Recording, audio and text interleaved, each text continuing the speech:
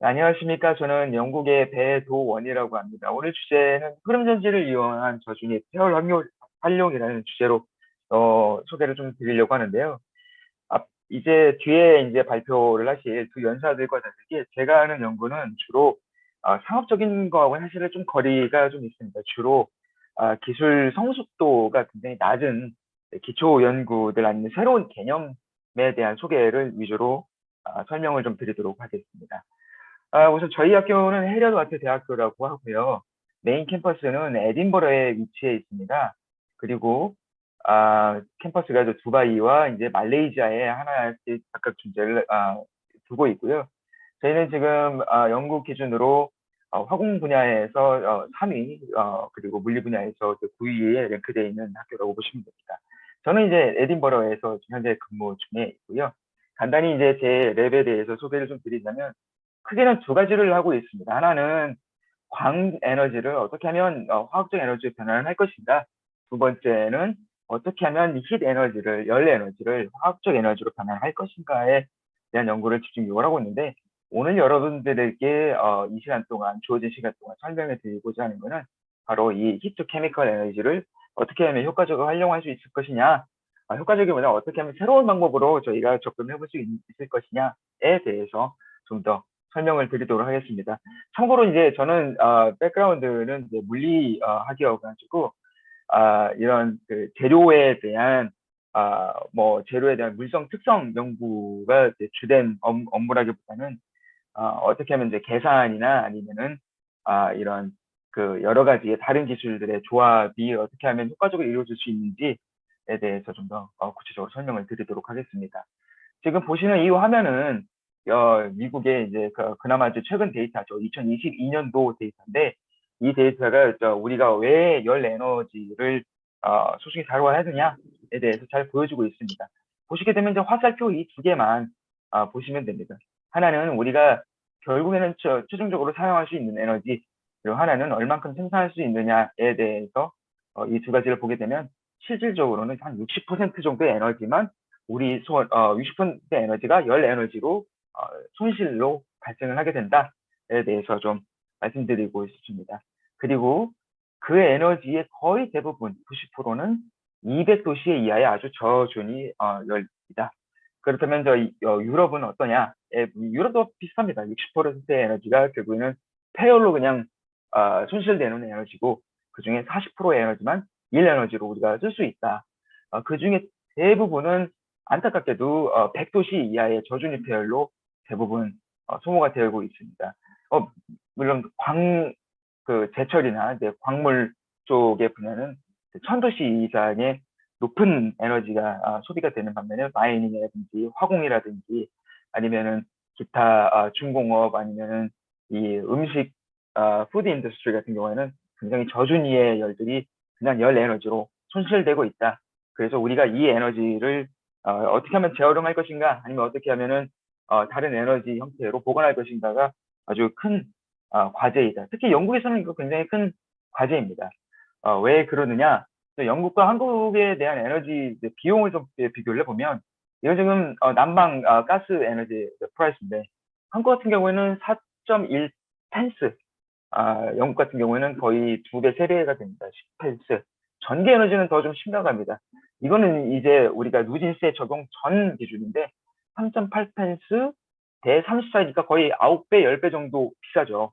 누진세를 적용을 해서 한 가정당 사용하는 300kW, 한 300kWh 정도가 한 달 정도 평균 사용량이거든요. 보시게 되면 한국 같은 경우는 한 5만 원 정도 내지만 영국 같은 경우는 한 20만 원 가까이 비용을 지불하고 있다. 그렇게 보시면 되겠습니다. 참고로 전기하고 난방비가 워낙 영국이 비싸다 보니까 겨울 같은 경우에는 정부의 그 실내 난방 권장 온도가 한 15도 정도 됩니다.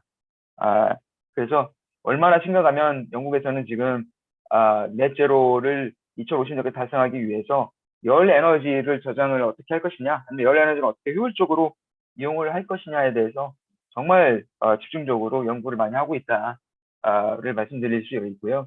저희 랩에서는 이미 열 에너지의 화학적 저장에 상당 부분 연구를 해왔습니다. 그중에 대표적인 이 두 가지가 센서블 히트 스토리지와 레이턴트 히트 스토리지인데, 이 레이턴트 히트 에너지는 요즘 많이들 연구가 많이 하고 있죠. 그 상전태 물질을 이용해서 열 에너지를 저장을 하는 방법이고, 하나는 핫 에어를 이렇게 주입을 하게 되면 콜드 에어가 빠져나오면서 결국에는 이게 히트 에너지가 여기 제올라이트 같은 이런 물질들의 에너지, 열 에너지 상태가 저장이 되는 그런 기술인데, 이 두 가지는 저희가 이미 해왔었습니다. 근데 왜 우리가 이거를 배터리를 이용해서 전환을 하려고 하느냐? 기존에 했던 저희 연구들은 대부분 다 히트 케미컬이지 않습니까? 근데 저희가 궁극적으로 원하는 거는 어떻게 하면 열 에너지를, 결국에는 종착점은 이제 전기 에너지인데 전기 에너지로 변환을 할 것이냐, 이것에 이제 가장 중점을 두고 저희가 연구를 하고 있습니다.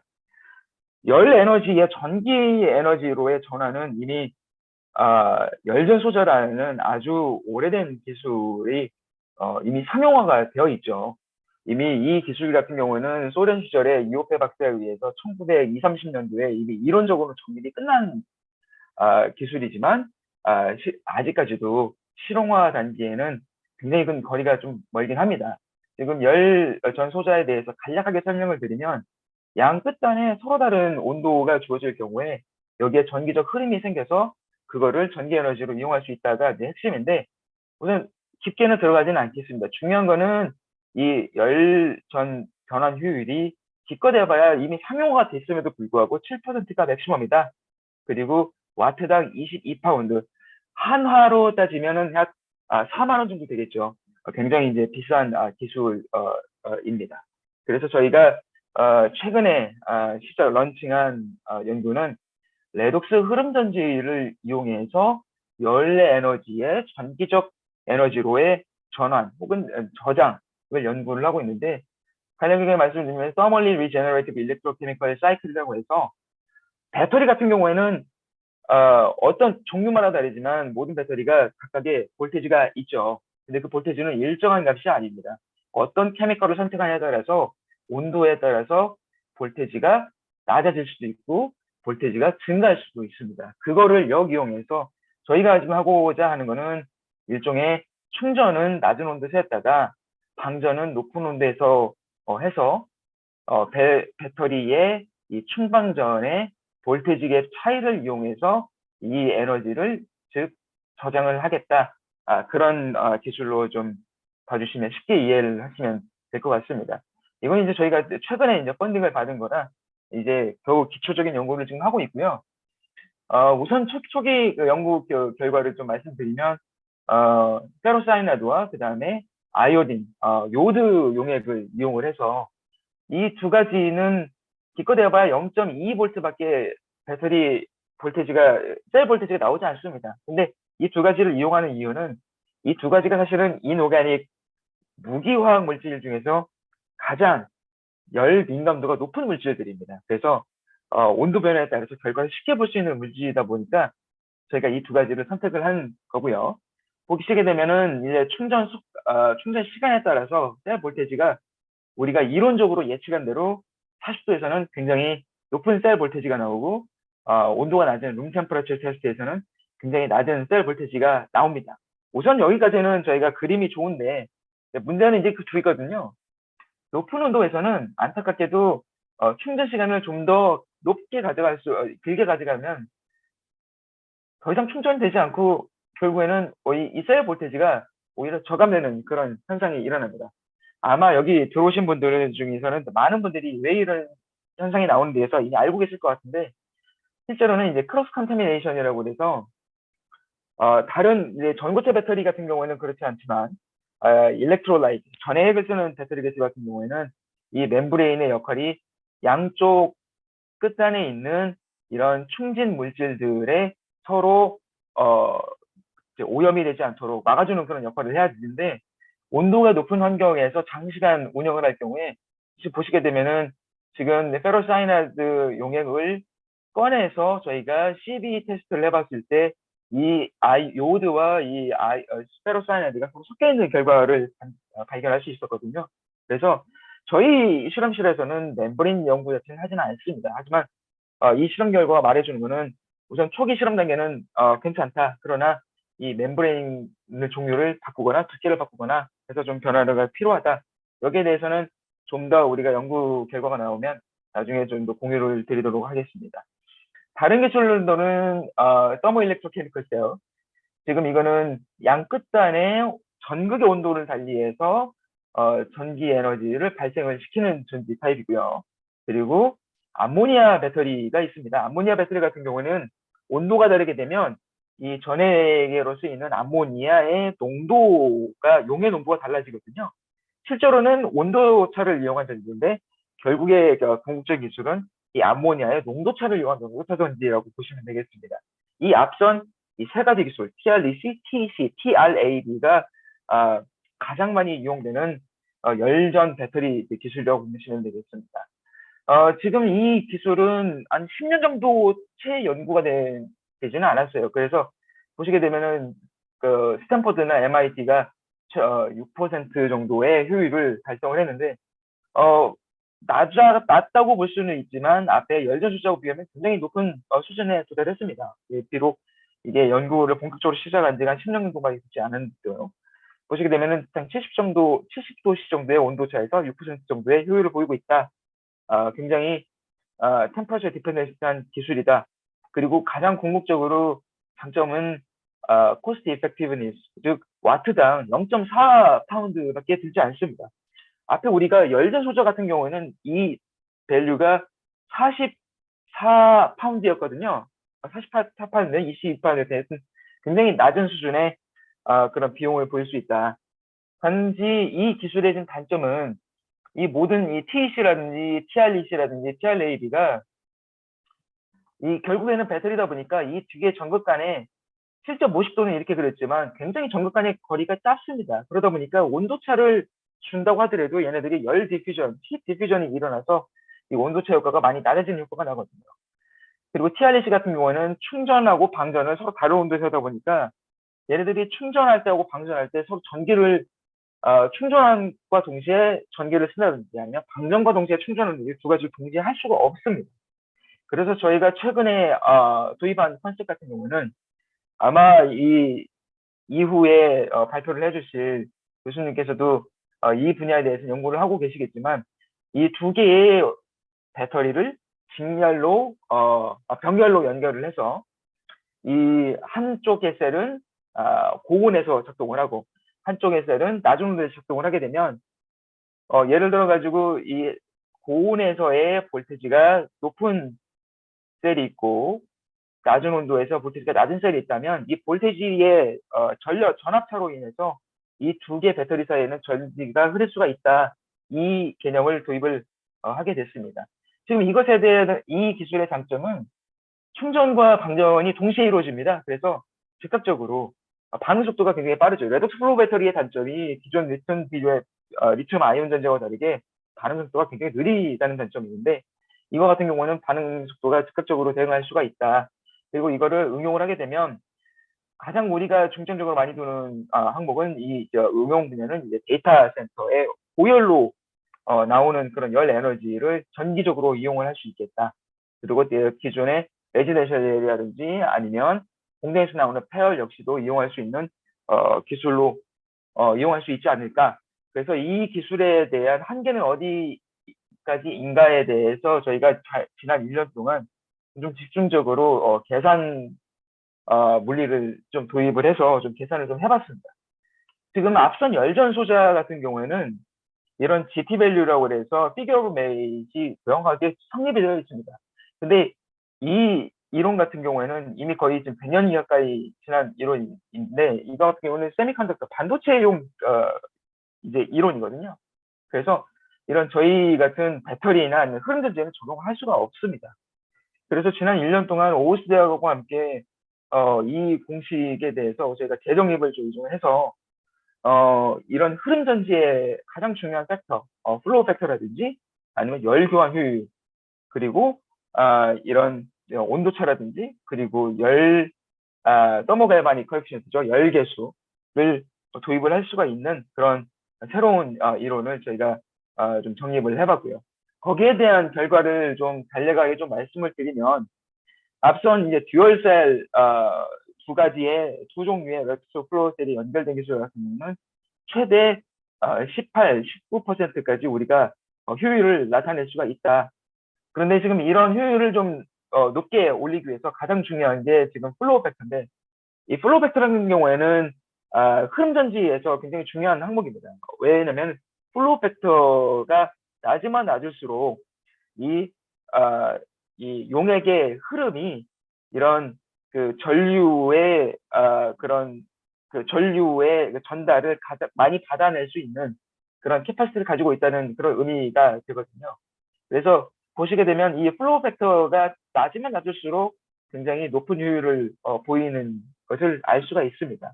그렇다면 이걸 어떻게 올릴 것이냐에 대해서 좀 설명을 드리자면, 우선은 이런 이 이론에 따르면 저 깊게는 들어가지 않겠습니다만, 이런 그 화학 이 반응의 이런 그 일렉트론 넘버가 높아야 됩니다. 기존의 반화점 기존 기술 같은 경우는 원 일렉트론 리액션이거나 아니면 투 일렉트론 리액션인데, 이거를 어떻게 하면 높일 것이냐. 그 중에 저희가 지금 중점적으로 고민하고 있는 것이 이 브롬을 이용한 기술과 아이오다인을 이용한 기술. 이 두 가지는 이제 투 일렉트론 기술이기 때문에 플로우 팩터를 두 배로 낮출 수가 있다. 그렇게 좀 말씀드릴 수가 있겠고, 좀 더 높은 전자를 캐리어를 가진 그런 반응들. 예를 들어 가지고 하이드로 설포레이트 같은 경우는 전자를 8개를 캐리를 할 수가 있죠. 근데 이거는 이제 사용하기가 좀 그렇습니다. 왜냐면 중간 물질이 H2S이기 때문에 굉장히 톡식을 하다. 그렇게 좀 볼 수 있을 것 같습니다. 다른 하나의 접근 방법은 용의 밀도를 좀 높이는 겁니다.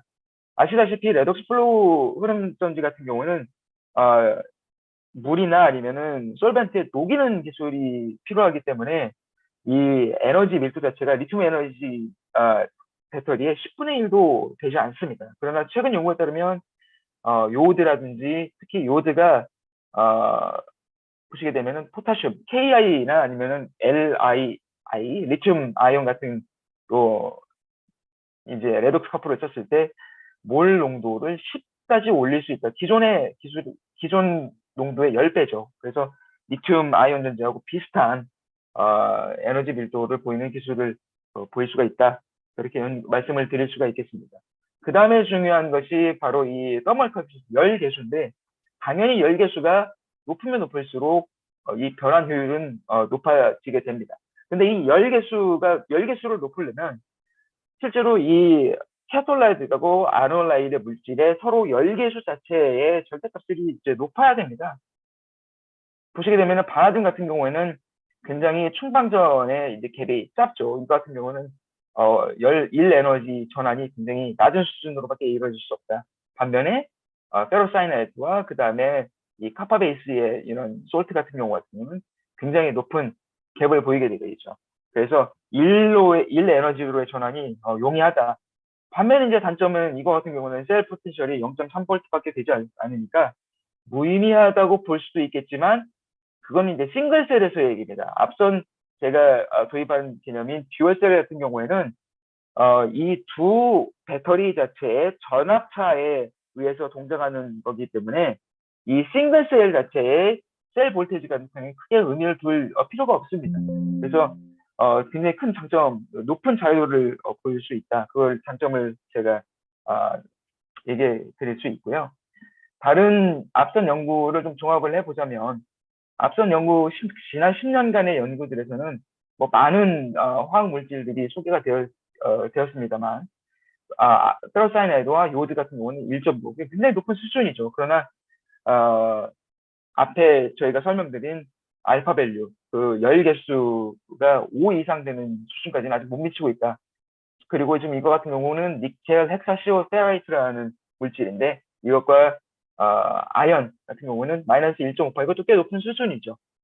그런데 아직까지는 지금 보시게 되면 레벨이 지금 알파 밸류가 기껏해봐야 이 정도밖에 되지 않는 거지 않습니까? 반면에 이 용맥 자체를 물 기반이 아니라 보시게 되면 폴리머 하이드로젤 같은, 이건 저희 연구가 아닙니다만 하이드로젤 같은 경우를 섞였을 경우에는 똑같은 물질인데 단순히 솔벤트만 바뀌었을 뿐인데 지금 열 개수가 거의 40배 가량 뛰는 그런 효과를 보이고 있습니다.